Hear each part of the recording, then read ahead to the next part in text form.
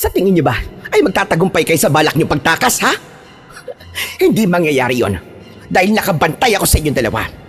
Alam ko kung anong tumatakbo sa isipan niyo. Kaya kahit na anong gawin niyo o ilang beses pa kayong tumakas, mabibigo lang kayong dalawa. Aray na, bitiwan niyo po ako. Nasasaktan po ako. Alam pong galit po kayo, pero uminahon po muna kayo, magpapaliwanag po ako. Hindi na kailangan pa. Abay, umaasa ka pa matutuwa ko dahil sinubukan yung tumakas? Natural lang na masaktan ka talaga sa akin, babae ka. Hindi ka na natuto. Hoy, Mickey! Uwi! Sumunod na lang tayo, Mickey. Sige na, umuwi ka na. Ganyan na. At ikaw naman, babae ka. Halika nga rito. Bibigyan ka ng leksyon na hindi mo malilimutan. Sisiguraduhin kong hindi ka na makakalakad mamayang gabi hanggang bukas.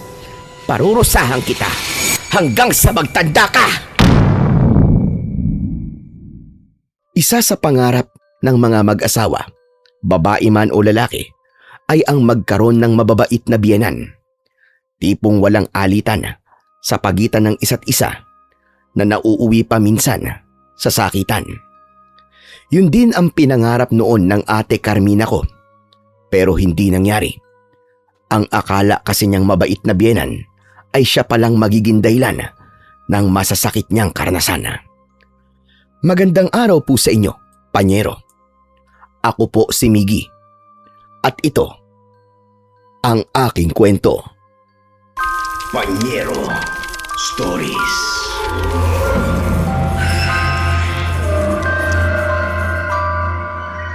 Bukas na tayo uuwi sa bahay ni nanay, ha? Naihanda mo na ba mga gamit natin? Oo naman, kahapon ko pa natapos. Naayusin na mga yon. O Miggy, nakapag-impake ka na rin ba? Opo Kuya Diego, tapos na rin po ako. Mabuti naman kung ganun. Maaga tayong aalis dito bukas. Pansamantala lang naman tayo makikitira sa bahay ni nanay. Kapag nakapag-ipon na ako, maghahanap kaagad ako ng malilipatan nating bahay na mas malapit sa pagtatrabahuan ko. Sigurado ka na ba talaga sa bagay na to, Diego? Ayos lang naman sa amin ni Miggy na kaming dalawa lang ang maiiwan dito sa inuupahan nating bahay. Walang magiging problema sa amin yon. Kaya naman namin dalawa. Sigurado na ako, Carmina. Ayoko mahirapan kayo lalo na sa tuwing wala ako dito sa bahay. Kapapanganak mo pa lang kaya kailangan mo na makakatulong sa pag-aalaga sa anak natin. Alam ko naman kahit papano matutulungan ka ni Miggy sa pagbabantay ng sanggol. Pero mas mabuti pa rin may iba kayong kasama sa bahay. O sige, kung buo na rin talaga ang pasya mo wala na akong magagawa pa. Iniisip ko lang din ang kapakanan yung tatlo ni Miggy at ng anak natin. Mas malayo ang baryong ito mula sa pagtatrabahuan ko kung ikukumpara sa bahay ni nanay. Kung nandun kayo at kasama niyo siya, kahit papano, makakampante akong walang mangyayaring masama sa inyo. Natahimik na lang noon si Ate Carmina. Dahil sa sinabi ni Kuya Diego, napasulyap ako sa kapatid ko at napansin ko na parang nag-aalala siya. Hindi ko alam kung bakit, pero hindi na ako nagtanong pa kay Ate Carmina. Kinabukasan nga noon, maaga kaming umalis ng bahay at bumiyahe papunta sa bahay ng nanay ni Kuya Diego. Nang makarating kami doon, agad kaming sinalubong ng isang ginang. Diego anak, mabuti naman at naisipan niyong pumunta rito sa bahay ko. Teka, bakit ang dami naman yata ninyong dalang mga gamit? Anay, pwede po bang pansamantala dito po muna kami tumira sa bahay niyo? Naku, oo naman. Mas mabuti ngayon at nang makasama ko ang apo ko. Oo nga po May katuwang po si Carmina sa pag-aalaga sa anak namin kapag nasa trabaho po ako. Sa susunod na linggo na po kasi ako magsisimula Kinsenas at katapusan lang po ang uwi ko kaya kayo na po muna ang bahala sa kanila kapag wala po ako. Huwag kang mag-alala anak. Aalagaan ko sila ng mabuti at hindi ko sila pababayaan. Sige po Nay, salamat po sa inyo talaga. Alam kong hindi naging komportable noon si Carmina. At dahil tahimik lang siya at pilit na napapangiti sa tuwing sinusulyapan siya ng ina ni Kuya Diego. Kinuha ni Aling Esmi ang apo niya at hinayaan na muna kaming ayusin ang mga gamit namin sa likod kung saan kami mananatili. Lumipas ang mga araw. Umalis na si Kuya Diego para magtrabaho. Kaya naiwan kami ni Ate Carmina sa bahay kasama si Aling Esme. Nang unang mga araw, naging maayos ang pakikitungo niya sa amin ni ate. Dahil doon, kahit papano, gumaan ang loob namin sa kanya ng kapatid ko. Carmina, Miggy, may nakahandang pagkain sa lamesa. Kumain na kayo roon at ako na munang bahalang magbantay dito sa apo ko. Sige po, Nay. Bibilisan na lang po namin ni Miggy para matapos na po kami kagad. O sige, pakihugasan na rin ang mga pinagkainan nyo pagkatapos nyo kumain, hane. Opo, Nay. Miggy, tayo na. Sige po, Ate Carmina. Iniwan na namin si Aling Esme at pumunta na kami sa kusina para kumain.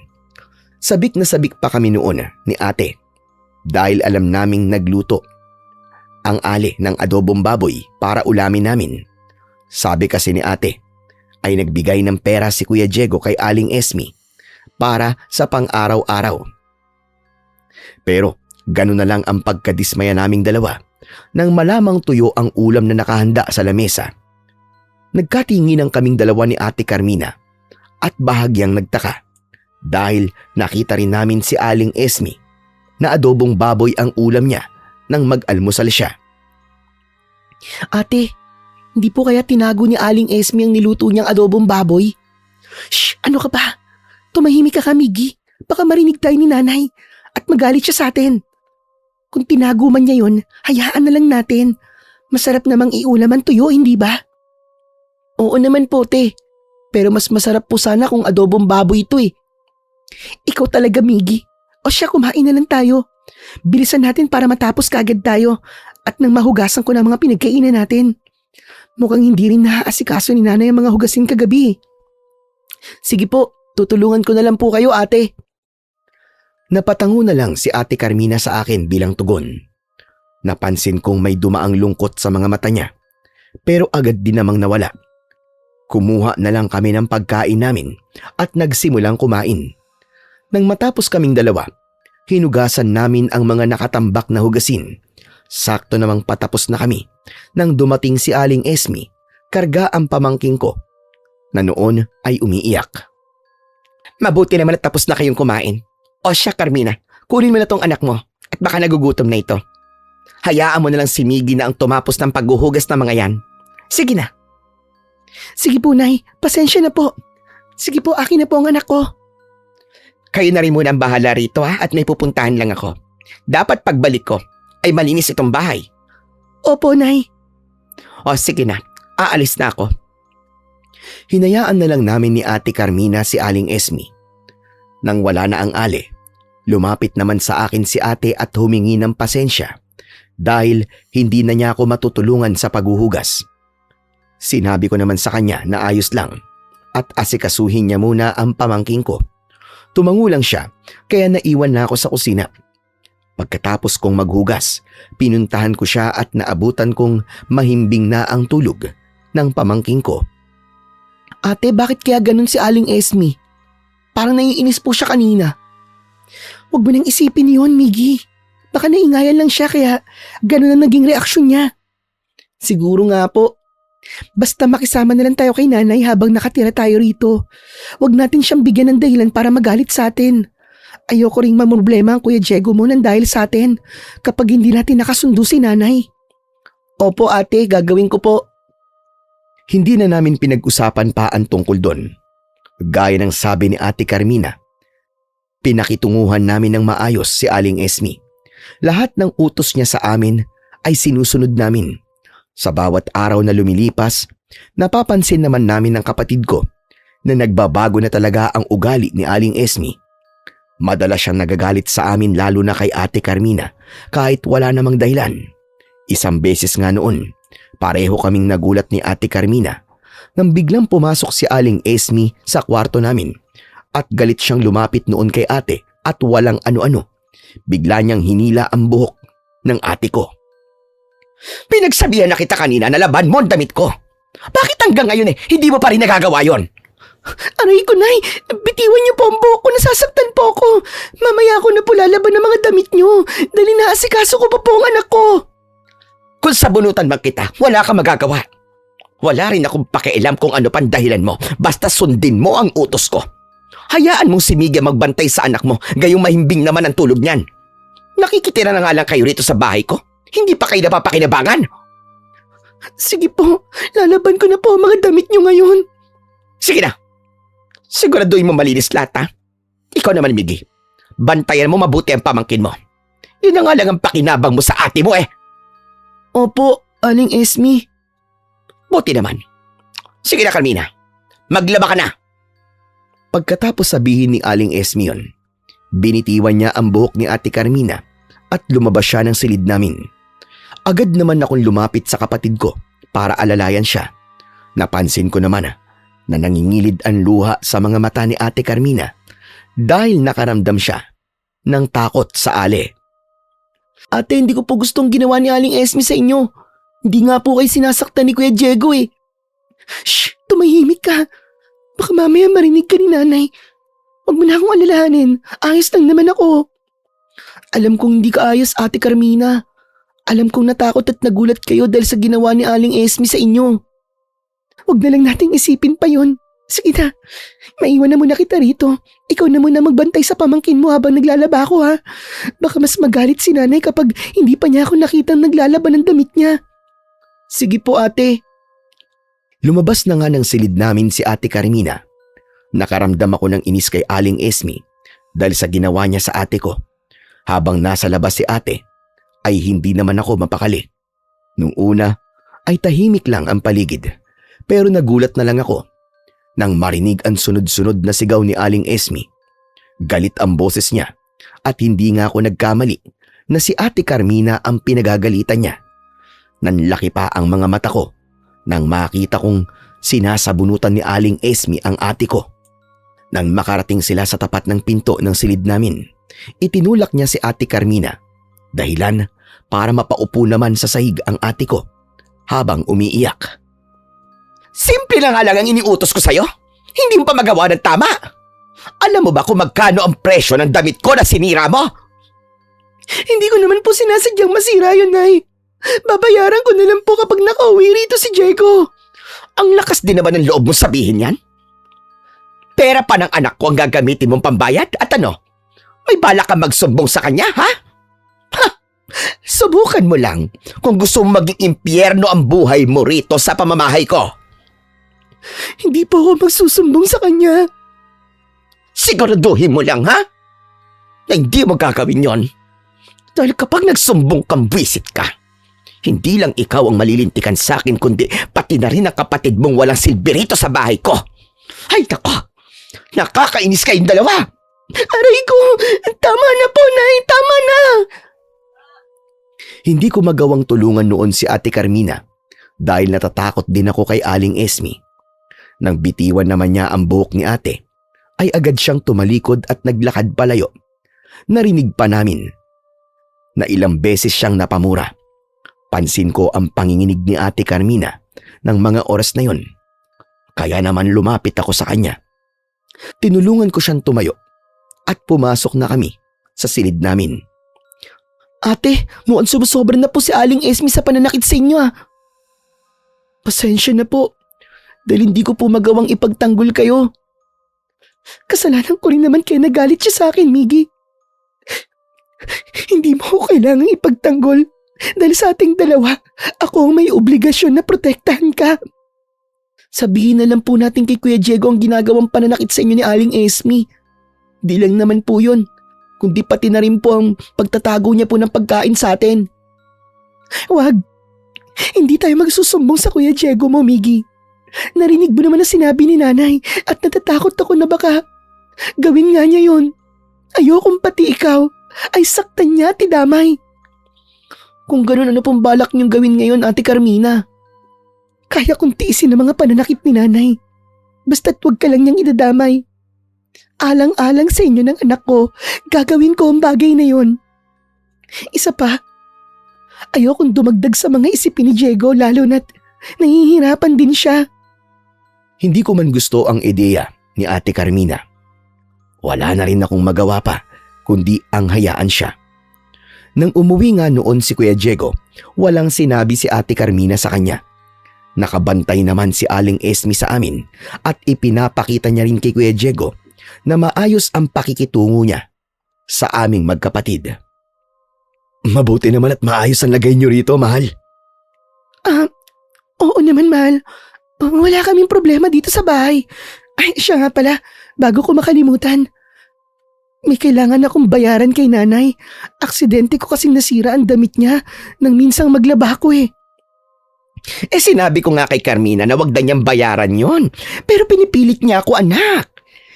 Nahihiya siya lalo na't paborito ko ang damit na yon. Sige, ako na pong bahala ron, Nay. Babayaran ko po yun sa inyo, sakto.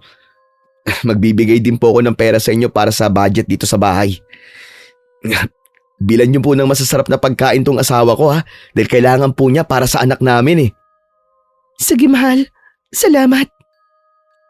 Oo naman, Jeko. Ako nang bahala sa kanila ni Miggy. Hindi ko na naman sila pinababayaan dito. Lalong-lalo na ang apo ko. Salamat naman po, Nay, kung ganun. Basta kapag may problema po kayo rito, sabihin niyo po agad sa akin, ha. Naku anak, wag kang mag-alala dahil walang problema dito sa bahay. Hindi ba, Carmina? Oo naman po. Mahal, huwag mo na kaming alalahanin dahil ayos lang naman kami rito. Ikaw naman, mag-iingat ka kapag nasa trabaho ka, ha? Napatango na lang si Kuya Diego noon bilang tugon kay Ate Carmina. Nagpatuloy pa sila sa pag-uusap habang ako naman ay tahimik lang na nakikinig sa kanila. Panay pa ang naging pagtitig noon ni Aling Esme sa amin ni Ate Carmina. Kaya hindi kami makatingin ng diretso sa kanya. Muli kaming naiwan noon sa bahay nang umalis si Kuya Diego para bumalik sa pinagtatrabahuhan niya. Mabuti naman at wala kayong sinabi sa anak ko. Huwag po kayo mag-alala, Nay. Wala po kaming sasabihin sa kanya. Hindi po kami magsusumbong. Mabuti na rin nagkakaintindihan tayo, Carmina. Hindi ako nagbibiro na gagawin kong miserable ang buhay niyo ni Miggy. Oras na malaman kong nagsumbong kayo sa anak ko. Kayo rin. Baka sa halip na kayo ang kampiyan ni Jeko, baka kayo pa ang palayasin niya rito sa bahay ko. Hindi na nakaimik pa si ate dahil sa sinabi ni Aling Esme. Kahit naiinis na ako noon sa Ali, wala rin akong magawa dahil ayokong mapahama kaming pareho ni Ate Carmina kapag nagalit si Aling Esme. Nagpatuloy naman ang hindi magandang pagtrato ng Ale sa amin ng kapatid ko. Naging madalas na rin noon ang pananakit na ginagawa niya kay Ate Carmina at may mga pagkakataong minumura at pinagsasalitaan din niya kami ng hindi maganda. Kung hindi ka na talaga asawa ng anak ko at ina ng apo ko, pinalayas na kita kasama ng kapatid mo. Pabigat lang din talaga kayo sa buhay ng anak ko eh. Aling Esme, bakit po ba lagi kayong galit sa amin ni Ate Carmina? Wala naman po kaming ginagawang masama sa inyo, ah. Sinusunod naman po namin ang lahat ng mga pinag-uutos nyo. Hindi ko kailangan ng dahilan para magalit sa inyong dalawa. Kung hindi nga lang dahil sa anak ko at apo ko, hindi ko kayo tatanggapin dito sa bahay ko. Hayaan po ninyo. Dahil kapag nakahanap po si Diego ng malilipatan namin bahay, aalis din po kagad kami rito, Nay. Ha! At anong sasabihin mo sa anak ko, ha? Na pinapalayas ko kayo rito at hindi tinatrato ng tama? Yun naman po talaga ang ginagawa nyo, Nay. Tinitiis ko po ang lahat ng pananakit nyo sa akin, pati na rin po masasakit na mga salitang sinasabi nyo sa akin. Dahil ayoko rin pong bigyan ng alalahanin ng asawa ko. Sumasagot ka na ngayon? Ha? Halika nga rito, babae ka! Makakatikim ka na naman sa akin! Napasigaw ng malakas si Ate Carmina dahil biglang hinila ni Aling Esme ang buhok niya. Pinandilatan pa ako ng mata ng Ali nang akmang lalapit ako sa ate ko para sana tulungan siya. Hindi naman ako nakagalaw sa pwesto ko dahil sa takot sa kanya. Naipakiusap, tama na po! Ang sakit-sakit na po ng anit ko dahil sa ginagawa niyang pagsabunod sa akin! Tama na, alay! Ang lakas-lakas ng loob sumagot sa akin tapos ngayon makikiusap ka? Kung itiniko mo na lang sana ang bibig mo, hindi ka sana nasasaktan ngayon. Totoo naman po kasi ang sinasabi ko eh. Hindi ko lang po maintindihan kung bakit sobra po ang galit niyo sa akin. Hindi po ako sinasaktan ng asawa ko. Pero kayo, halos sa tuwing nagagalit kayo, nagagawa niyo akong saktan. Kaya nga ako na ang gagawa ng bagay na hindi kayang gawin ng asawa mo. Hindi ka rin naman magsusumbong eh, di ba? Bukod sa napag-usapan natin, Hindi mo rin masisiguradong ikaw ang kakampiyan ng anak ko sakaling sabihin mo sa kanya ang nangyayari dito sa bahay ko. Nakaramdam ako ng awa sa ate ko ng mga oras na yun. Napakuyom na lang ako ng kamao ko at napayuko dahil hindi ko man lang magawang tulungan si Ate Carmina. Patuloy naman si Aling Esme sa ginagawa niya kay ate hanggang sa narinig ko na lang din ang sunod-sunod na pagsampal niya sa pisngi ng ate ko. Tigilan niyo na po ang pananakit niyo sa Ate Carmina ko, Aling Esme! Kung gusto po ninyo, ako na lang po ang saktan niyo! Hindi! Huwag niyo pong sasaktan si Miggy, Nay! Ako na lang! At huwag niyo pong idadamay ang kapatid ko! Aba, nakahanda rin pala masaktan to si Miggy para sa'yo, Carmina. Magkapatid ga kayong dalawa. Ako na lang po ang saktan niyo, ayos lang! Miggy, sige na, umalis ka na rito. Pumasok ka na sa kwarto natin. Asikasuhin mo na lang ang pamangkin mo, sige na! Pero ate, sige na, ako nang bahala rito. Huwag mo na akong alalahanin. Sige na! Ayoko mang iwan noon si Ate Carmina pero dahil sa pamimilit niya sa akin, wala na akong nagawa kundi ang sundin ang sinabi niya. Pero nakakailang hakbang pa lang ako, tinawag ako bigla ni Aling Esme. Akala ko ay may sasabihin siya sa akin pero gano'n na lang ang gulat ko nang itulak niya palapit sa akin si Ate Carmina. Buti na lang at nasalo ko ang ate ko kahit muntikan na kaming matumba. Napatawa pa siya bago kami iniwan doon. Ate, ayos lang po ba kayo? Pasensya na po kung di ko po kayo naipagtanggol kay Aling Esme. Ayos lang ako, Miggy. Ako ang dapat na humingi ng pasensya. Dali na hayaan ko lang na makita mo ang pananakit ni nanay sa akin nang hindi ako lumalaban. Hayaan mo pasasaan pat makakaalis din tayo rito. Pero paano ate? Hindi naman tayo makapagsumbong kay Kuya Diego. Yun ang akala ni Nanay Miggy. May papagawa ko sa'yo. Alam kong medyo mahirap to pero ito lang ang naiisip kong paraan sa ngayon. Ano po yun ate? Bantayan mo ang pamangkin mo dahil aalis ako. May gagawin lang ako. Ano naman po yun Ate Carmina? Paano po kung hanapin po kayo ni Aling Esme at malaman niya na umalis kayo? Baka magalit po siya at kung anong gawin niya sa inyo. Basta ako nang bahala. Kapag nagalit siya, isarado mo nang mabuti ang pinto ng silid natin at wag na wag kang lalabas. Protektahan mo ang pamangkin mo. Babalik naman ako kagad Sige po ate, basta mag-iingat po kayo Kinakabahan at natatakot ako sa kung anumang plano ni Ate Carmina. Pero hindi ko na siya nagawang pigilan pa. Hindi na nga siya nag-aksaya ng oras niya. Kinuha niya ang konting perang hindi nakuha sa kanya ni Aling Esme at lumabas siya ng silid namin. Isinarado ko naman ng pinto at nilapitan ang pamangking ko. Nagdasal din ako na sana ay walang mangyaring masama sa ate ko. Pero ilang minuto lang ang nakalipas, narinig ko ang malakas na kalabog sa labas ng silid at ang pagsigaw ni Aling Esme. Dahil doon, binuksan ko ang pinto at sumilip para alamin kung ano ang nangyari. At saan ka pupunta, Carmina, ha? Huwag mong sabihin sa akin na balak mong puntahan sa pinagtatrabahuan niya ang anak ko at magsusumbong ka. Hindi po, Nay. Wala po akong balak na ganun. Huwag ka na magsinungaling pa. Hindi nga ako nagkamali sa kutob ko na gagawin mo ang bagay na yon. Walang hiya ka? Aray, maniwala po kayo sa akin na hindi ko po gagawin yun. Hindi mo ako maluloko, Carmina. Dahil dyan, ikukulong ko kayo ng kapatid mo sa silidyo. Hindi rin kayo makakakain para sa araw na ito. Huwag niyo pong gawin yun kay Miggy. Kahit ako na lang po pakiusap.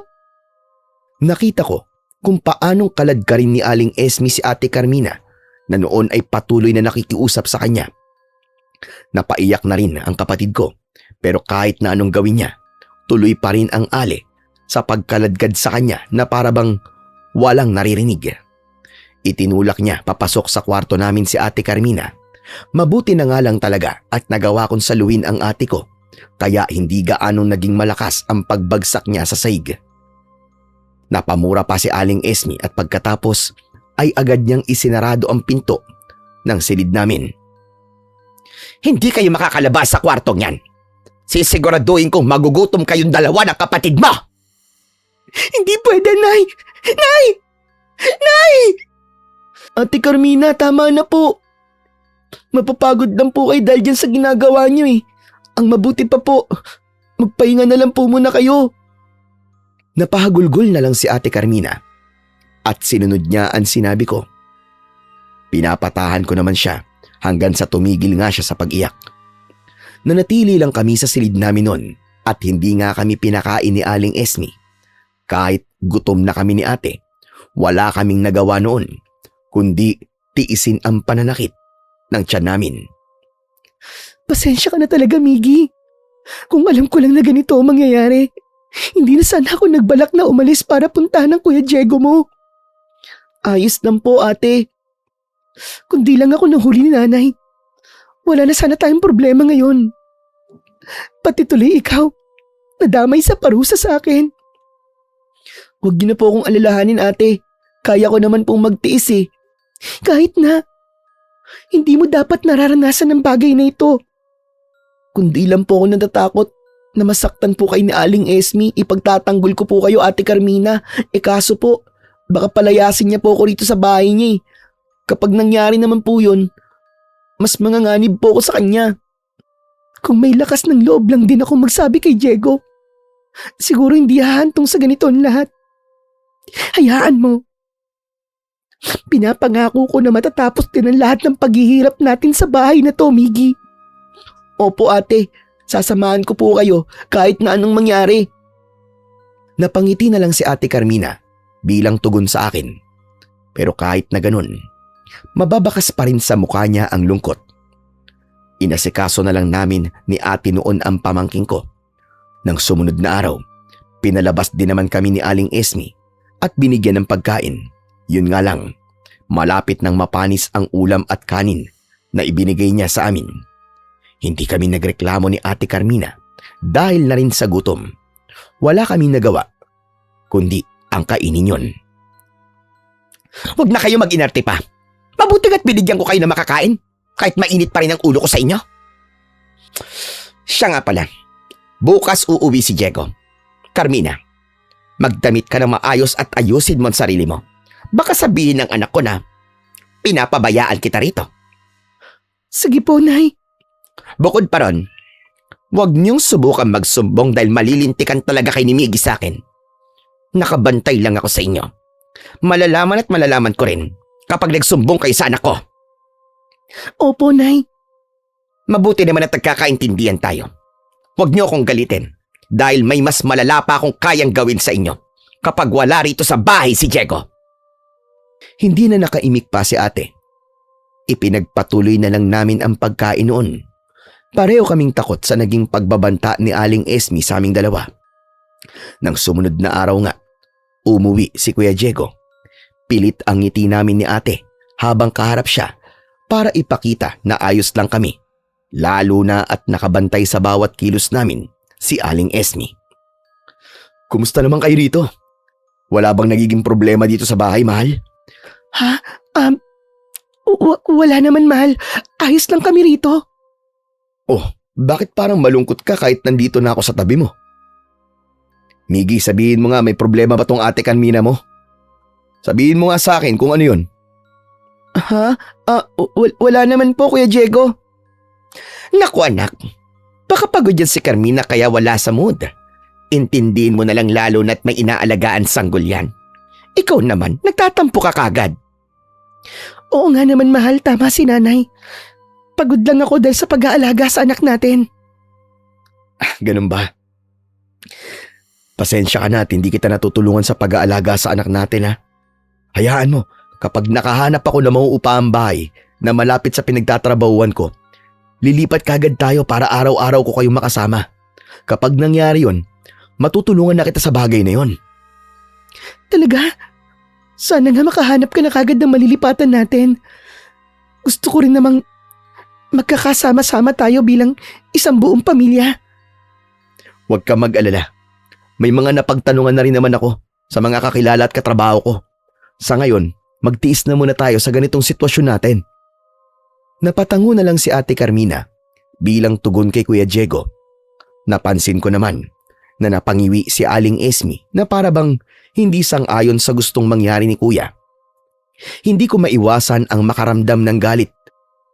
Ng mga oras na yun, may kung ano sa akin na gustong magsumbong kay Kuya Diego, pero dahil alam kong posibleng mapahamak si Ate Carmina kapag ginawa ko yun, mas pinili ko na lang na itikom ang bibig ko. Mas ka lang ba, Miggy? Mukhang kanina ko pa napapansin na malalim ang iniisip mo eh. Ha? Opo kuya, inaantok lang po kasi ako dahil kulang po ang tulog ko eh. Sigurado ka ba? Opo. Kung ganun matulog ka ng maaga mamayang gabi. Nandito naman ako kaya ako muna ang tutulong sa Ate Carmina mo sa pagbabantay sa anak namin. Okay? Sige po kuya, salamat po. Kinagabihan, maaga nga kami nagpahinga. Hindi ako makatulog, pero nagkukunwari na lang akong tulog. Naririnig ko naman na nag-uusap sina Ate Carmina at Kuya Diego. Tinatanong kasi ni Kuya kung may problema ang kapatid ko dahil tahimik lang siya. Hindi naman nagsumbong si Ate Carmina sa kanya tungkol sa mga nangyayari sa amin habang wala si Kuya sa bahay. Dahil maimbing din naman ang tulog ng anak nila, mas pinili na lang din nilang matulog. Kinaumagahan, pagising namin, may nakahandang pagkain sa lamesa. Adobong baboy ulit ang ulam namin noon, kaya kahit papano ay tuwang-tuwa kami ni Ate. Mabuti naman at gising na kayo. O siya, maupo na kayo at nang makakain na tayo. Wow, ayos! Nakakamiss ang luto nyo, Nay. Sigurado mapaparami ako ng kain ito. Mabuti nga yun, anak. Kung alam mo lang, paborito na ni Miggy at Carmina ang mga luto ko. Hindi ba? Oo naman po Nay. Masarap po kasi kayo magluto. O sige na, sige na. Kumain na tayo at baka lumamig ang pagkain. Kumuha na kami ng kanin at ulam noon ni Ate. Pansin ko namang pinandidilatan kami ng mata ni Aling Esme. Kahit na ganun, hindi kami nagpatinag sa kanya. Lalo na at kasama namin si Kuya Diego. Marami ang nakain ko ng araw na yon dahil halos ilang araw ring kakaunti ang pinapakain sa amin ni Aling Esme.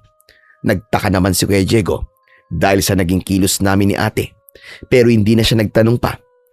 Sinulit na lang din namin ang oras na kasama namin si Kuya. Hanggang sa dumating na naman ang araw na aalis ito para bumalik sa trabaho niya. Pagkaalis niya, kaagad namang nagbago ang pakikitungo ni Aling Esme sa amin. Kayo na ang bahalang maglinis ng buong bahay. May pupuntahan lang ako. Oras na umuwi ako at hindi malinis ang bahay ko. Malilintikan talaga kayo sa akin. Sige po Nay, kami na pong bahala. Siguraduhin nyo lang. Wala na rito si Diego para ipagtanggol kayo sa akin. Opo Nay.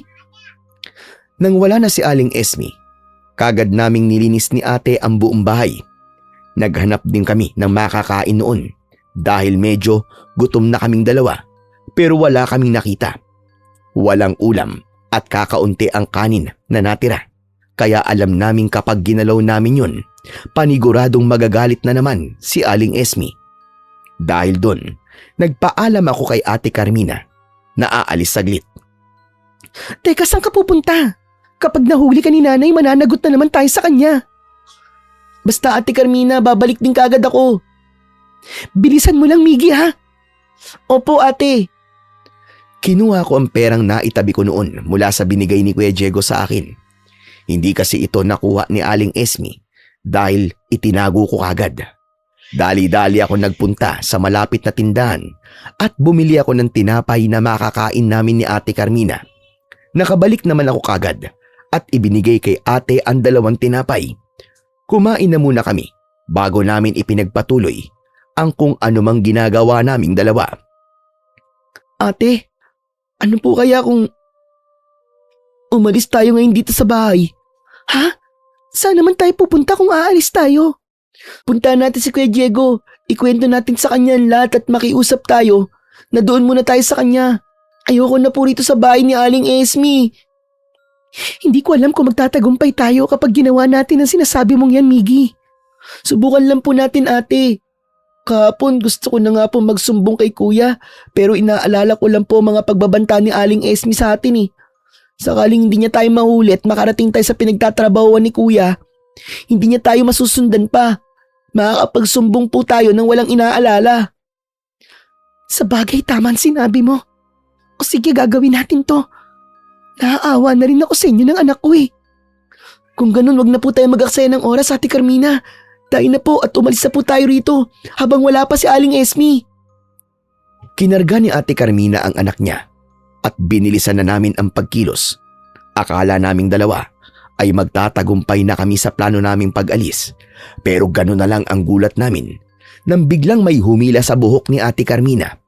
Napasigaw ang kapatid ko at nang lingunin ko nga kung sino ang sumabunot sa kanya, nakita ko si Aling Esme yun.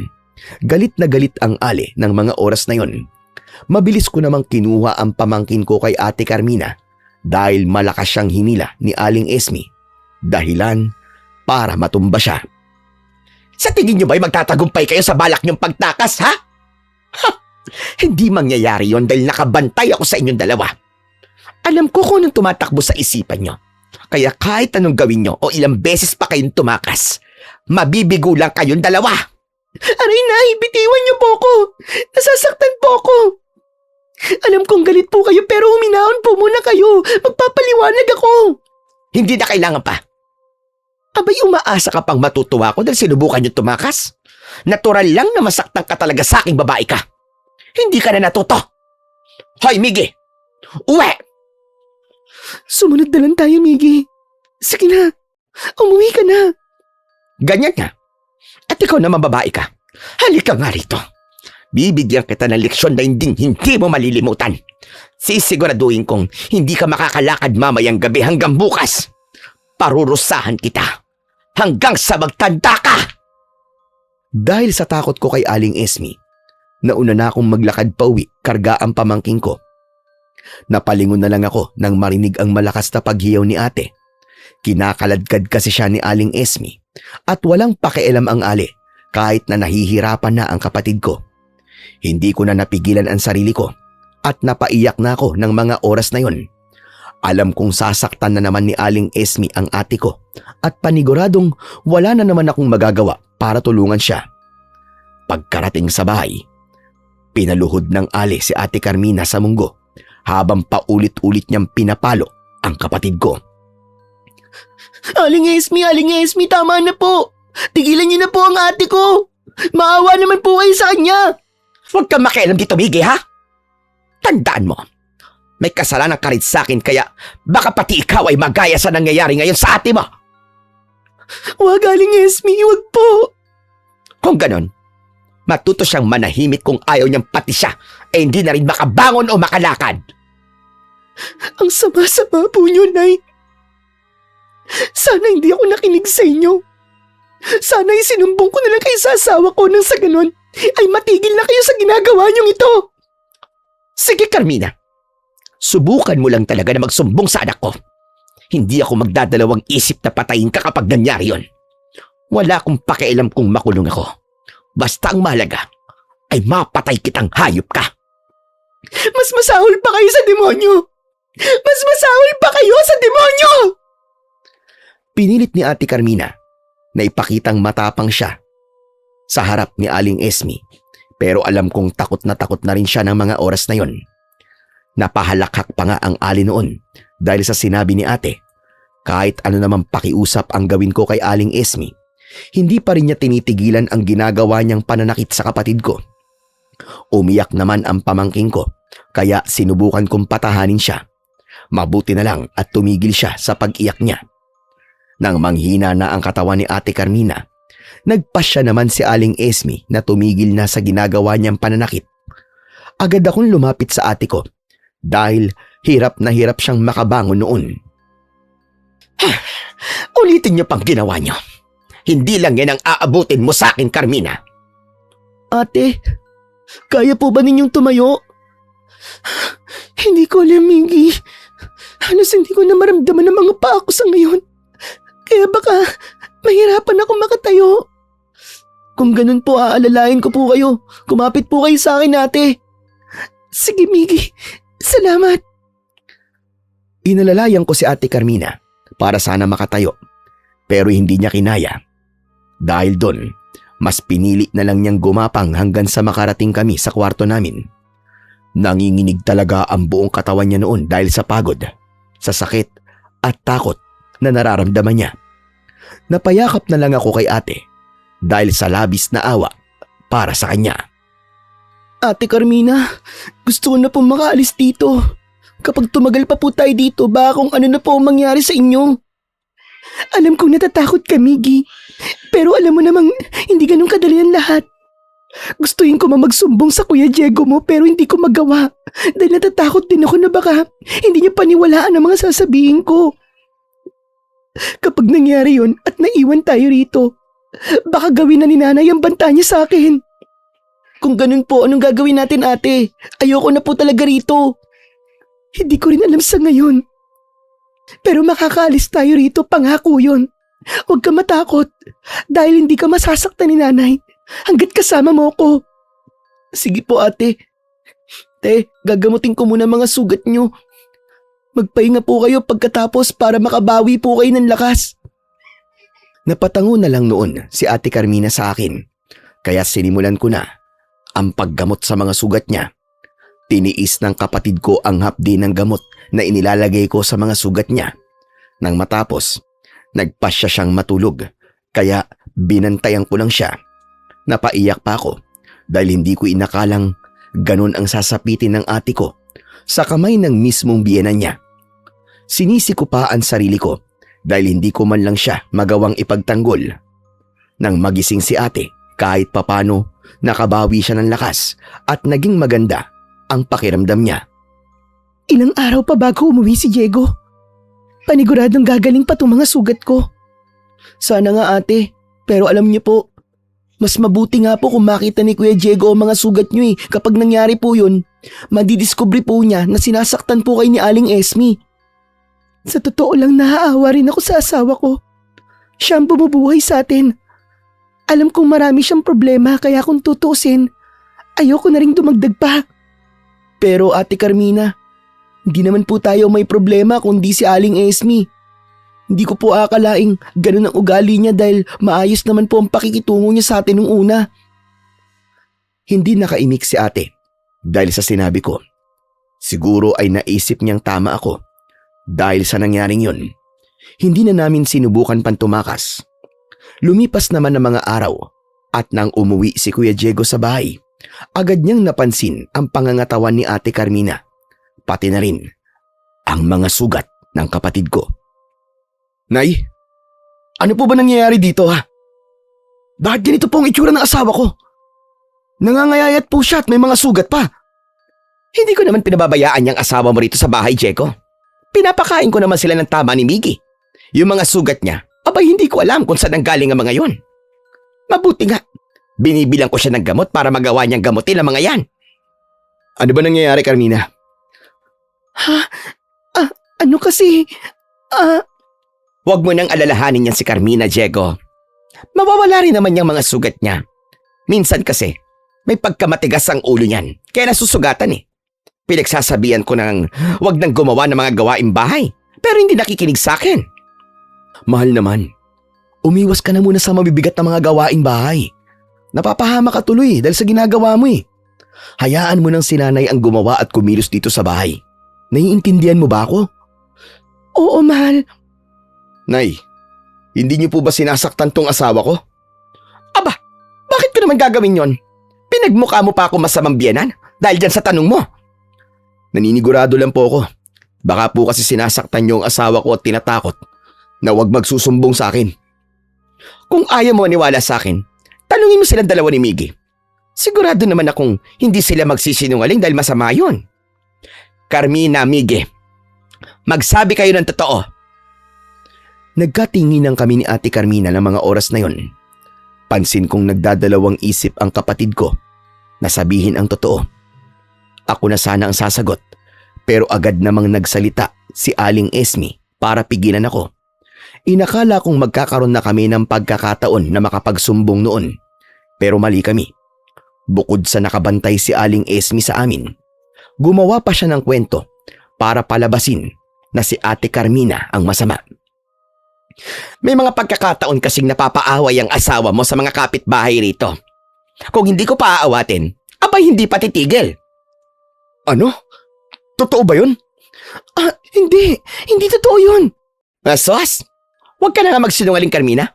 Mas mabuti nang malaman ng asawa mo ang mga ginagawa mo kaysa naman magulat siya sa huli na marami ka na palang nakakaaway ng mga kapitbahay natin. Tama si nanay, mahal. Huwag mo nang gagawin yun dahil baka ikapahamak mo pa. Hindi ako galit sa'yo. Naiintindihan kita dahil na rin siguro sa kapapanganak mo pa lang kaya hindi mo makontrol ang emosyon mo. Pero pakiusap ko lang, mahal, alagaan mo na lang ang anak natin at huwag ka na makikipag-away. Hindi nakaimik si Ate Carmina. Sinubukan pa naming magsumbong noon kay Kuya Diego pero sa tuwing naririnig ni Aling Esme na nag-uusap kaming tatlo, nakikisali siya. Matalim din ang mga titig niya sa amin na para bang nagbabanta na kapag nagsumbong kami, malalagot kami sa kanya. Dahil doon, wala na kaming nagawa pa kundi ang manahimik. Hanggang sa dumating ang araw na aalis na naman si Kuya.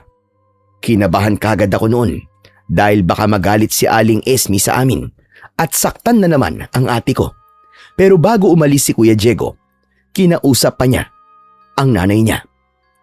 Nay, pakiusap alagaan niyo pong mabuti ang asawa at anak ko pati na rin po si Miggy. Huwag niyo po silang pababayaan, ha? Oo naman, anak. Huwag niyo po sana silang sasaktan sa kahit na anong paraan. Kapag nalaman ko po na may ginagawa kayo sa kanila habang wala ko rito, bukod sa hindi na po kayo makakatikim ng pera sa akin, hindi niyo po magugustuhan kung anong gagawin ko. Ano ka ba naman, anak? Hindi ko kayang gawin yon. Huwag kang mag-alala. Mag-iingat ka na lamang sa trabaho mo. Sige na. Sige po. Carmina, Miggy, maiwan ko na kayo, ha? Alis na ako. Mag-iingat ka, mahal. Ingat po kayo, kuya. Umalis na nga noon si Kuya Diego. Nang wala na siya, inakala ko ay sasaktan na naman ni Aling Esme si Ate Carmina, pero walang nangyaring ganun. Halos ilang araw ding natigil ang ginagawa niyang pananakit. Kahit na minsan ay galit siya. Nanibago naman kami noon ni ate, pero alam namin na baka natatakot lang din siya sa naging banta ni Kuya Diego sa kanya. Kahit papano, natuwa kami at nakampante ni Ate Carmina. Hanggang isang hapon noon, gutom na gutom kami ni ate dahil wala man lang binili o nilutong pagkain si Aling Esme. Wala rin bigas ng mga panahong yon, kaya wala kaming maisaing para man lang may makain. Ate, sumasakit na po ang tiyan ko dahil sa gutom. Wala po akong pera pambili ng tinapay dahil kinuha po ni Aling Esme. Ganun din naman ako. Kinuha din niya ang perang binigay sa akin ng Kuya Diego mo. Ano pong gagawin natin? Paniguradong nagugutom na rin po ang anak ninyo. Ang mabuti pa, dun tayo maupo sa malapit sa bintana. Bantayan na natin na makauwi si nanay para makahingi tayo ng pagkain sa kanya. Sige po. Panigurado magagalit siya sa atin kapag ginawa natin yun. Huwag mo nang alalahanin yun. Ang mahalaga, makakain tayo kahit konti. Tayo na. Pumunta na nga kami ni Ate Carmina sa sala. Panay ang naging pagsilip namin sa bintana para tignan kung paparating na si Aling Esme. Nasa ganong sitwasyon nga kaming dalawa nang sa hindi inaasahan, may narinig kaming pagkatok sa pinto ng bahay. Narinig din namin ang boses ng isang matanda. Kaya pinagbuksan namin siya ni ate. Nakaalalay lang ako sa kapatid ko noon na ramdam ko ang panghihina ng katawan dahil sa labis na gutom. Magandang araw sa inyo. Iho. Magandang araw din po sa inyo, Lola. Ano po bang may tutulong namin sa inyo? Nakakahiya man pero pwede ba akong makahingi ng pagkain at tubig sa inyo? Nagugutom na kasi talaga ako. Kayo lang kasi ang nagbukas ng pinto sa akin. Naku, pasensya na po kayo, Lola. Wala po kami may bibigay na pagkain sa inyo. Dahil kami po mismo ay hindi pa po nakakakain ngayong araw. Pero pwede po namin kayong bigyan ng tubig. Oo nga po, Lola. Ayos na sa akin iyon. Uhaw na rin kasi talaga ako. Sige po, sandali lang po, Lola. At ikukuha ko po kayo ng maiinom. Iniwan ko na muna sina Ate Carmina at ang matandang babae na nagpakilala namang si Tandang Dulor. Kumuha ako ng isang basong tubig at pagbalik ko, agad kong ibinigay ito sa kanya. Sa isang lagok lang ay naubos ng matandang babae ang tubig sa basong yon. Tinanong ko pa siya kung gusto pa niya ng isa, pero umiling siya. Ayos na sa akin ang isang baso tubig. Salamat sa inyo.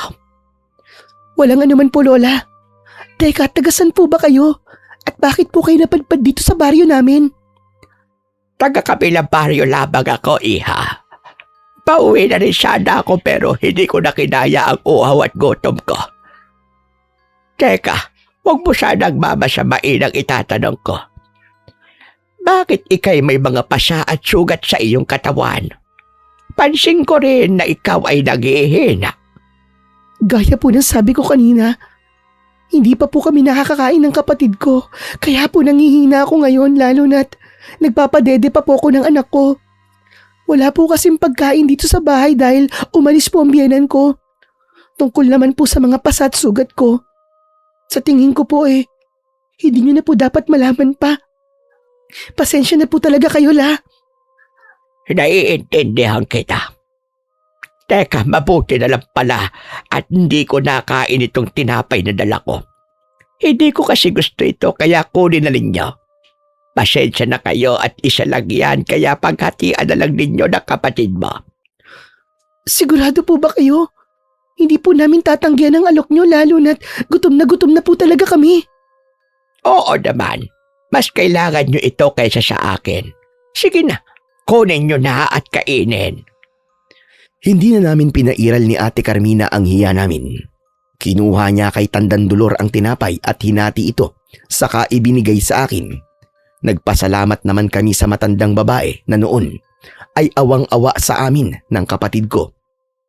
Mukhang mapagkakatiwalaan ko naman po kayo, Lola Dolor. Ang totoo po kasi niyan. Kaya po may mga sugat at pasa po ako sa katawan dahil sinasaktan po ako palagi ng biyenan ko. Madalas din po kaming nagugutom ng kapatid ko dahil minsan hindi po kami pinapakain at kinukuha pa po ang pera namin. Hindi ko akalaing ganyan pala ang nangyayari sa inyo, iha-iho. Teka, nasan ba ang asawa mo at pinababayaan niya kayong dalawa? May trabaho po kasi siya. Kinsenas at katapusan lang po ang uwi niya kapag wala po siya rito. Nangyayari po ang lahat ng pananakit ng biyenan ko sa akin at wala po akong nagagawa.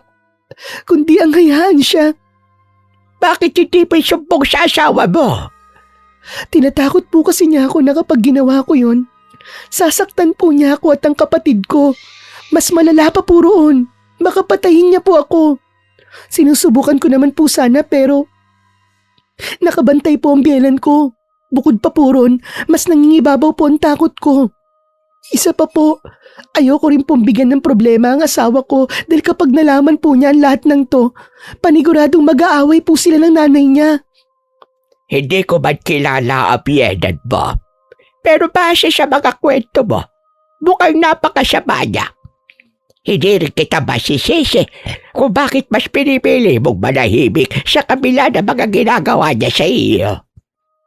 Pero sana, dumating ang araw na piliin mo ring maging matapang hindi lang para sa anak at kapatid mo, pero lalong-lalo na para sa sarili mo. Tahimik lang akong nakikinig sa pag-uusap ni na Ate Carmina at Tandang Dulor. Sa loob ko naman noon ay sang-ayon ako sa mga sinabi ng matandang babae. Napatingin ako sa ate ko at bakas ang sobrang lungkot sa mukha niya. Alam kong naiisip niya ring tama ang sinabi ni Tandang Dulor sa kanya. Nasa ganong sitwasyon nga kami nang biglang dumating si Aling Esme. Nang makita niya ang matandang babae, nagalit siya. Ano bang ginagawa ng matandang yan dito ha, Carmina, Mige? Wala po, Nay. Hoy, ikaw na matanda ka. Humihingi ka ba ng pagkain dito ha? Pwes, walang pagkain dito, kaya makakalis ka na. Tsupe! Nay, sandali. Huwag niyo naman pong itaboy si Lola Dolor. May karapatan akong gawin kung anong gusto ko, lalo na't pamabahay ko to. Sige na, umalis ka na rito. Ang baho-baho mo. Lola Dolor, pasensya na po kayo. At ikaw naman babae ka. Huwag kang basta-bastang makikipagkwentuhan sa hindi mo kakilala. Kahit sinong humingi ng pagkain, itaboy mo kagad. Naiintindihan mo ba ako, ha? Ha? Ha? Aray, tama na po. Hindi na po mauulit, Nay. Huwag niyo na pong saktan si ate, Aling Esme. Wala naman po kaming binigay kay Tandang Dolor eh. Siya nga po itong may binigay sa amin dahil gutom na po kami ni Ate Carmina. Nagalit naman si Aling Esme dahil sa sinabi ko. Inisip niyang nagsumbong kami kay Tandang Dolor. Kaya mas hinigpitan niya ang pagsabunot sa buhok ni Ate Carmina. Muli pa niyang itinaboy ang matandang babae at pinagbantaan na kapag hindi pa aalis ay makakatikim din sa kanya. Hindi naman nagpatinag si Tandang Dolor. Dahil naman nainis si Aling Esme, binitiwan niya si Ate Carmina at nilapitan si Tandang Dolor. Nagulat kami nang malakas niyang itulak ang matandang babae. Agad naman akong lumapit kay Tandang Dolor at inalalayan siya na tumayo. Tandang Dolor, ayos lang po ba kayo? Oo, iha. Huwag mo kong alalahanin. Ayaw mo pa kasing umalis eh. Kaya dapat lang sa'yo yan. Sumusobra na po talaga kayo sa kasamaan nyo. Kahit sino na lang po sinasaktan nyo. Sabihin mo ng masama ako kung masama. Wala akong pakialam sa sasabihin mo. Bakit? Lalaban ka na ba sa akin, ha, Carmina? Balang araw, magsisisi po kayo sa mga pinaggagawa nyo ito. Tandaan nyo yan. Aba, sumasagot ka pa, ha? Malakas na silampal ni Aling Esme si Ate Carmina, kaya walang nagawa ang ate ko kundi ang mapasigaw ng malakas. Minura at pinagsalitaan pa niya ng masasakit na salita ang ate ko.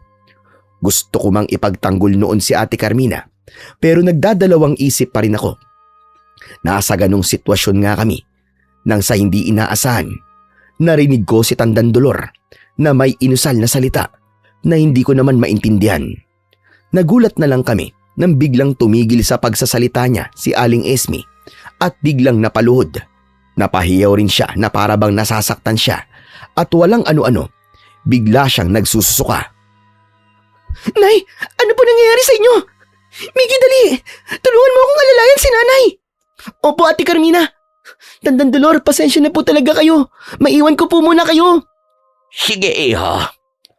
Ayos lang naman ako. Napansin kong napangisi pa ang matandang babae, pero ipinagsawalang bahala ko lang yun. Tinulungan ko na lang si Ate Carmina na alalayan si Aling Esme na hanggang sa mga oras na yun ay tuloy-tuloy pa rin ang pagsusuka. Nagrereklamo rin siya na nahihilo siya. Nang maiupo namin siya sa sopa, binigyan namin siya ng maiinom na tubig. Ilang sandali pa, nang gumanda ang pakiramdam ni Aling Esme, napasigaw siya dahil sa galit. Sigurado akong ang matandang babae na yun ang dahilan kung bakit bigla sumama ang pakiramdam ko.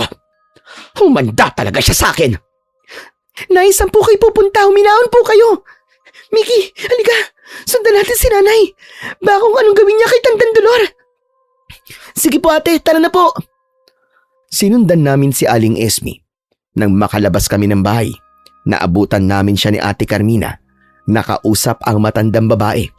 Sinisigawan at minumura niya si Tandang Dolor na pinagbibintangan niyang may kagagawan sa nangyari sa kanya.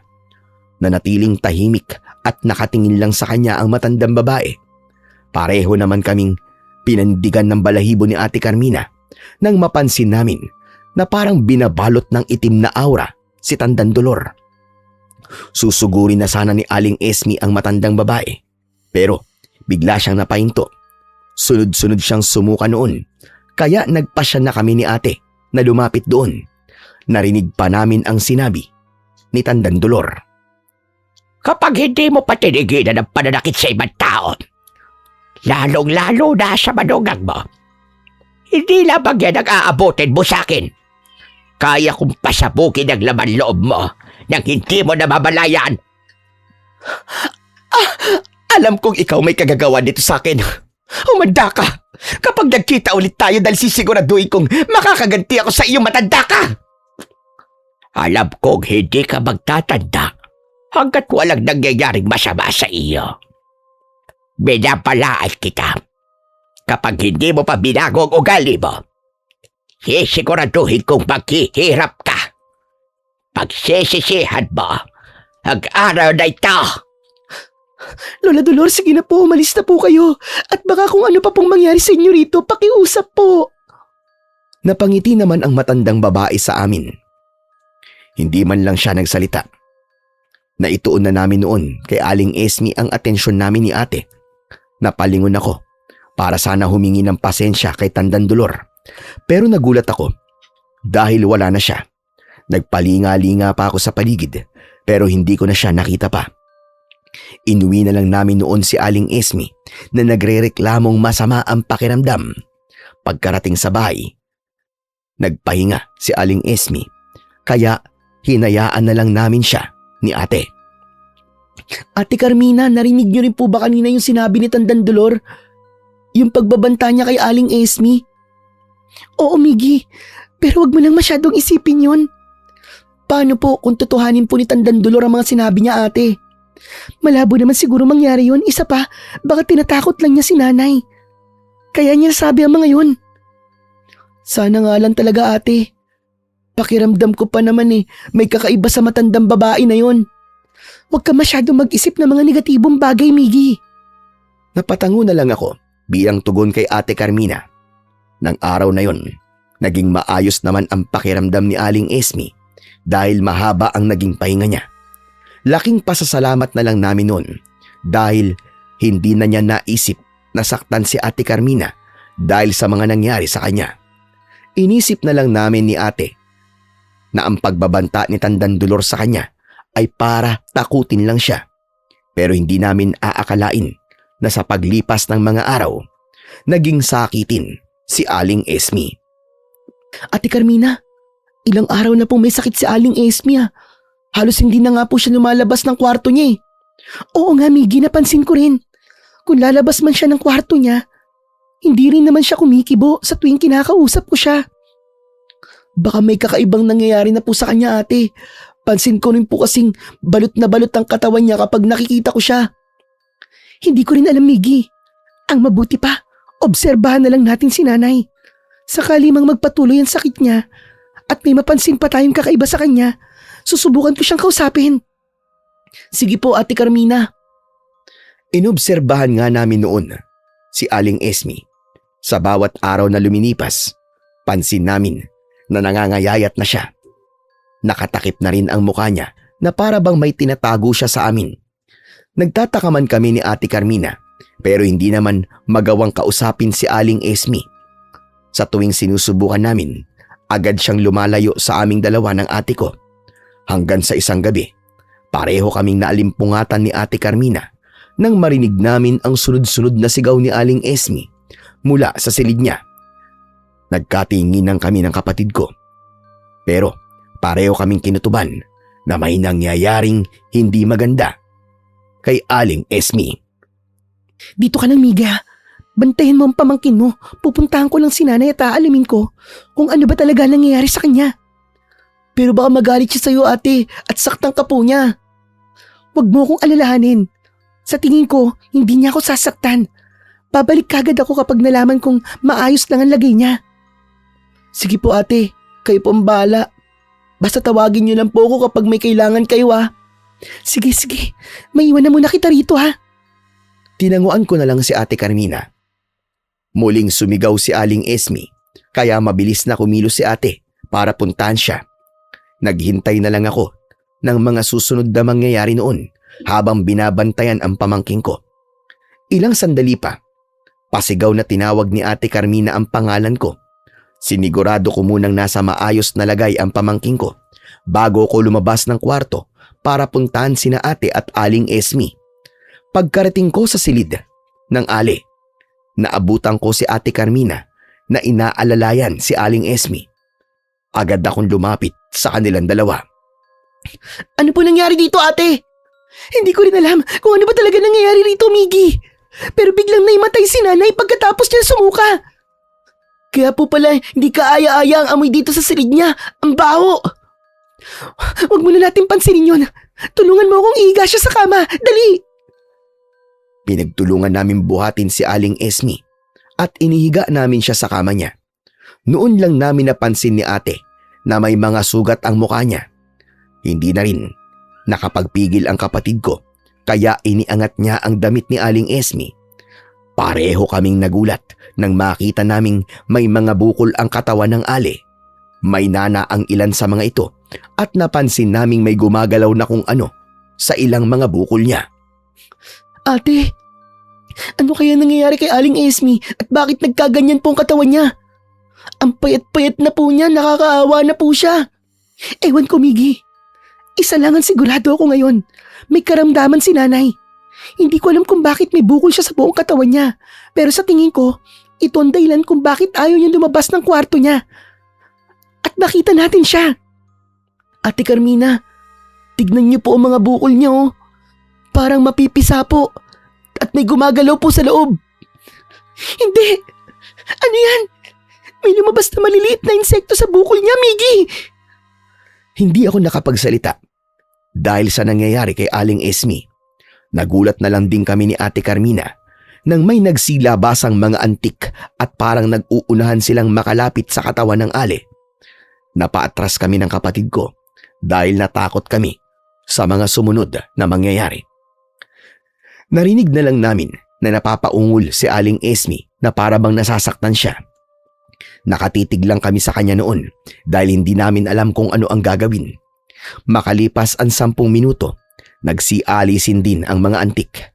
Nilapitan namin si Aling Esme at napansin namin na dumudugo ang ilan sa mga bukol niya. Natatakot po ako ngayon para kay Aling Esme, ate. Baka mas lumala po ang sitwasyon niya at magulat na lang po tayo na isang araw, mawala na po siya. Huwag ka mag-iisip ng ganyan, Miggy. Kahit mapalakit siya sa akin, hindi ko rin gustong makikita siyang nasa ganyang sitwasyon. Hindi po kaya may kinalaman si Tandang Dolor sa mga nangyayari ngayon kay Aling Esme? Baka tinutuo po niya ang banta niya. Hindi rin ako sigurado, Miggy. Pero susubukan kong kausapin si nanay bukas. Sa ngayon, hayaan muna natin siya makapagpahinga. Babantayan na lang natin siya. Sumang-ayon na lang ako sa sinabi ni Ate Carmina. Tinulungan ko na lang siya sa paglilinis ng suka ni Aling Esme. Kinilabutan kaming dalawa nang mapag-alaman naming hindi basta-basta ang naisuka ni Aling Esme. Nakita kasi namin na may kasamang maliliit na uod ang naisuka niya. Hindi ko nga mapigilang mapaduwal noon dahil buhay ang mga uod na yon. Dahil doon, si Ate Carmina na lang ang tumapo sa paglilinis noon. Kinaumagahan, nang magising si Aling Esme, nanghihina ang katawan niya. Pero kahit na ganun, hindi namin siya napigilan nang umalis siya ng bahay. Hindi namin alam kung saan siya pumunta.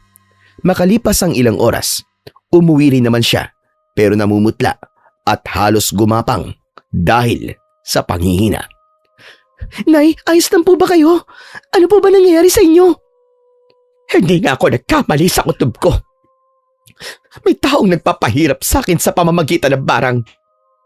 Kaya madalas na may mga insekto sa silid ko at sumusuka ako ng uod dahil binabarang ako. Barang? Paano po kayo nakasigurado sa bagay na yon? Alam ko nakita ninyo ang sitwasyon ng katawan ko, Carmina. May mga bukol ako na madalas sa sumasakit dahil ramdam kong may mga gumagalaw sa loob. Nagpunta ako sa isang albularyo at nakumpirma kong binabarang nga ako. Kaya ako nagkakaganito. Kung ganun po kailangan niyo pong magpagamot. Huwag na kayo masyado mag-abala. Ako nang bahala sa sarili ko. Huwag kayong makikialam sa akin. Kahit nasa ganung sitwasyon si Aling Esme, ay hindi pa rin siya nagpapakumbaba. Gusto man naming tulungan siya, pero tinatanggihan niya kami. Kaya wala na kaming nagawa, kundi ang hayaan siya. Madalas tuwing gabi, naririnig namin siyang sumisigaw at napapaungol sa silid niya. Pero sa tuwing lalapit kami sa kanya para tulungan siya, minumura niya kami at itinataboy. Napag-alaman din namin mula sa kanya na nagpapagamot siya. Pero sa halip na gumaling siya, mas lumala pa ang sitwasyon niya. Dumating na nga sa punto na hindi na siya makabangon dahil sa labis na panghihina. Naging madalas na rin ang pagsusuka niya na may kasamang uod at tuwing gabi. Madalas na nakakalat ang mga antik sa kama niya. Hindi ko na alam kung paano matutulungan si nanay. Kahit nagpapagamot siya sa albularyo, mukhang wala naman nangyayaring maganda sa kanya. Kung binabara nga po siya, Ate Carmina, hindi kaya si Tandang Dolor ang may kagagawan nun sa kanya? Mali man naman, Bintang. Pero yan din ang hinala ko ngayon. Kailangan natin makita si Lolo Dolor. Marahil siya lang ang makakatulong kay nanay. Nagpatuloy ang paglala ng sitwasyon ni Aling Esme, kaya sobra kaming naawa sa kanya ni ate. Hanggang isang araw, hindi namin inaasahan na makikita namin si Tandang Dolor. Agad kaming lumapit sa kanya noon para siya ay kausapin. Tandang Dolor, mabuti na lang po at nakita po namin kayo ngayon. Oo nga po, may mahalagang sasabihin po sana kami sa inyo. Ano naman yun, iha?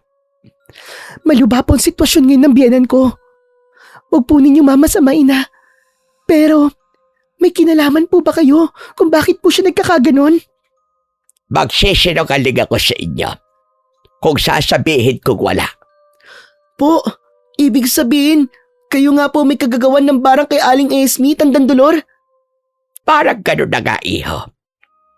Ang mga tulad niyang masasamang ugali ay dapat na pinarurusahan. Hindi kami makapaniwala na tama ang hinala namin ni Ate Carmina. Kinausap pa namin si Tandang Dolor at pinakiusapan na kung pwede siyang sumama sa amin para makita niya si Aling Esme. Hindi naman siya tumanggi, kaya dinala namin siya sa bahay. Nang makita siya ni Aling Esme, nagalit ito. Pero dahil wala na siyang lakas pa, nanginig ang buong katawan niya. Alam kong ikaw may kagagawa dito sa akin, Tanda. Bawiin mo ginawa mong pagpapahirap sa akin. Tama ka. Ako ka ang dahilan kung bakit nasa ganyang sitwasyon ka ngayon. Pinalaan na kita noon, hindi ba? Napagsisisihan mo ang mga ginawa mong pananakit hindi lang sa akin kundi pati na rin kay Carmina. Napapagay lang sa iyo ang ginawa ko para maranasan mo kung paano ang maghirap. Walang hiya ka, matanda ka. Bawiin mo to. Bawiin mo ang barang mo sa akin. Hindi ko gagawin yon hanggat ganyan pa rin ang pag-uugali mo. Alam mo kung anong kailangan mong gawin at depende na yon sa'yo kung gusto mong gumaling o hindi. Natahimik si Aling Esme dahil sa sinabi ni Tandang Dolor. Walang ano-ano. Biglang napahagulgol si Aling Esme. Marahil na pagtanto niya ang mga maling nagawa niya. Hinayaan na muna namin siyang umiyak. Hanggang sa tumahan siya. Malaki naging kasalanan ko. Hindi lang sa inyo, lalong-lalo na kay Carmina, pati na rin kay Miggy. At ganoon na rin sa apo ko. Kung kailangan kong humingi ng tawad at pagsisiyan ng lahat ng mga pagkakasala ko, gagawin ko. Mabuti naman at napagtanto mo kung ano dapat mong gawin. Hindi ko rin naman gusto ang ginawa ko, pero nais kong turuan ka ng leksyon dahil naaawa na ako kay Carmina at Miggy. Patawarin niyo ako. Hindi ko na rin kaya ang mga nangyayari sa akin ngayon. Hindi ako humihingi ng tawad para lang bawiin niyo ang barang sa akin. Ginagawa ko ito dahil labis na ako nagsisisi sa lahat ng mga nagawa ko. Patawarin niyo po sana ako, Tandang Dolor. Hindi ka lang sa akin dapat humingi ng tawad. Kung may mga tao magnararapat na hingian mo ng pasensya, sina Carmina at Miggy iyon. Napahagulgol si Aling Esme dahil sa sinabi ni Tandang Dolor. Lumapit naman kami ni ate para patahanin siya. Nang tumigil siya sa pag-iyak, nagsimula siyang magsalita. Alam kong malaki ang kasalanang nagawa ko sa inyo, Miggy, Carmina. Siguro walang kapatawaran ang lahat ng pananakit na pinaranas ko sa inyo, lalong-lalo na sa iyo, Carmina. Sana'y mapatawad niyo ako. Hindi ko inaasahan na agad-agad, pero sana'y balang araw magawa niyo akong patawarin sa lahat ng pagkakasala ko sa inyo. Nay, sa kabila po ng mga nagawa niyo sa amin ng kapatid ko, hindi po namin naisip na gantihan kayo. Nakita po namin kung paano po kayo nahirapan sa sitwasyon niyo. Patawarin niyo ako. Nangangako kung magbabago na ako. Hindi ko na kayo sasaktan pa. Kahit na anong mangyari. At sa kahit na anong paraan. Huwag niyo na pong isipin ang lahat ng iyon, Nay. Ang mahalaga po ngayon ay nakikita naming labis po kayo nagsisisi. Kalimutan na lang po natin ang lahat ng nangyari at magsimula na lang po tayo ng panibagong buhay. Salamat. Salamat, Carmina. Pangako. Babaguhin ko na ang sarili ko. Maraming salamat. Dahil taus-puso naman ang paghingi ng tawad ni Aling Esme, pinatawad namin siya ni ate at ganun din ni Tandang Dolor. Sinabi naman ng matandang babae na babawiin niya na ang barang na ipinataw kay Aling Esme, kaya laking pasasalamat ni Aling Esme sa kanya. Sinigurado naman ni Tandang Dolor na hindi na ulit mananakit si Aling Esme dahil kapag ginawa niya yon, babarangin siya at sa pagkakataong yon ay tutuluyan na siya. Nangako naman ang ale, kaya nakampante na rin kami. Nagpaalam na rin noon si Tandang Dolor sa amin. Nang mga sumunod na araw, napansin naming unti-unting bumubuti ang pakiramdam ni Aling Esme. Tuloy pa rin siya sa pagpapagamot niya para masiguradong gagaling siya. Carmina, Miggy, pasensya na talaga kayo sa mga nagawa ko noon sa inyo. Salamat din dahil kahit naging masama ako sa inyo, mas pinili niyo akong tulungan at hindi pabayaan. Wala po yun, Nay. Hindi rin naman po namin kayang makitang nahihirapan kayo. Ang mahalaga po sa ngayon, bumubuti na po ang kalagayan nyo. Magtutuloy-tuloy na po ito hanggang sa tuluyan po kayong gumaling. Oo nga po, Aling Esme. Maraming salamat talaga sa inyong magkapatid. Napangiti na lang kami noon, kaya napayakap sa amin si Aling Esme. Nagulat naman kami dahil narinig namin ang boses ni Kuya Diego sa likuran namin.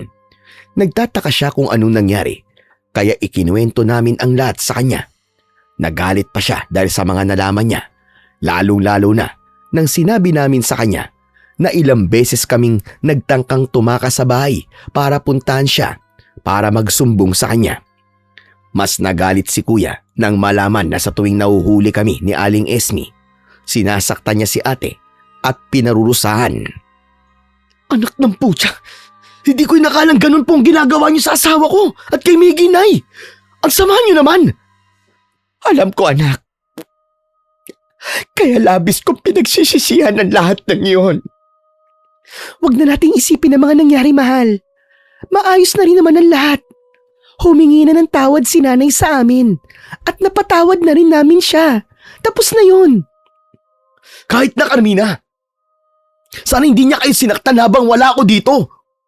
Kung alam ko lang noon na gano'n ang mga nararanasan niyo sa bahay na to, minadali ko rin ang paghahanap ng malilipatan natin.